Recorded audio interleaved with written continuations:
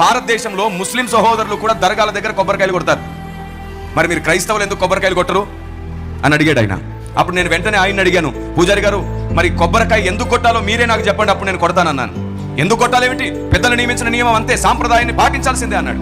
కాదు, కారణం లేకుండా పెద్దలు ఏ సాంప్రదాయం పెట్టరు, పెద్దలు ఏది పెట్టినా ఒక కారణం అయితే ఉంటుంది. ఈ కొబ్బరికాయ ఎందుకు పూజలోకి వచ్చిందో చెప్పండి అన్నాడు.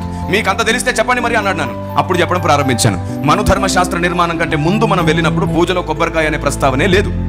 అప్పుడండి ఎవరు ముట్టుకొని ఎవరు అంటుకొని నీళ్లను దేవునికి సమర్పించి పూజ చేయాలనే పద్ధతి ఉండేది. ఈవెందో బైబిల్లో కూడా పవిత్ర జలమును గురించి రాయబడింది.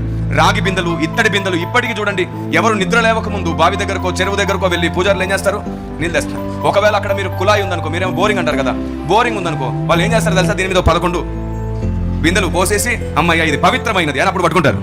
కాబట్టి ఎవరు ముట్టుకొని ఎవరు అంటుకొని నీళ్లు దేవునికి సమర్పించాలి అనే పద్ధతి ఆనాడు ఉండేది, ఈనాటికి కొనసాగుతుంది. అయితే కొన్నాళ్ళు గడిచిన తర్వాత పెద్దలు ఏం గమనించారో తెలుసా, ఎటు చూసినా నీళ్ళు అపవిత్రమైపోతున్నాయి.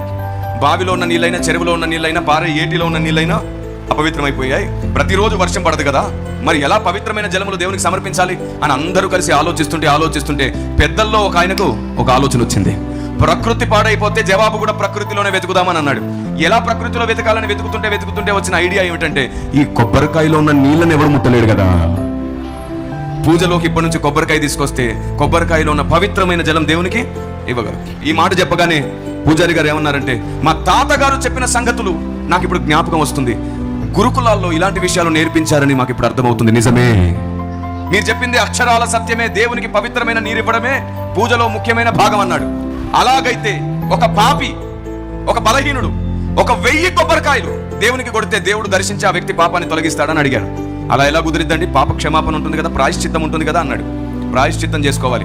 పోని 1000 కాదు 10,000 కొబ్బరికాయలు కొడితే దేవుడు ఆ పాపిని దర్శిస్తాడంటే అలా ఎలా కుదురుతుంది సార్, కుదరదు అన్నాడు. దేవుడు అందరినీ దర్శిస్తాడటండి, దానికి ఖచ్చితంగా ఒక యోగ్యత ఉంటుంది అని అన్నాడు. అప్పుడు చెప్పాను నేను, 1000 కొట్టినా 10,000 కొట్టినా దేవుడు ఆ వ్యక్తిని దర్శించడని మీరు అంటున్నారు.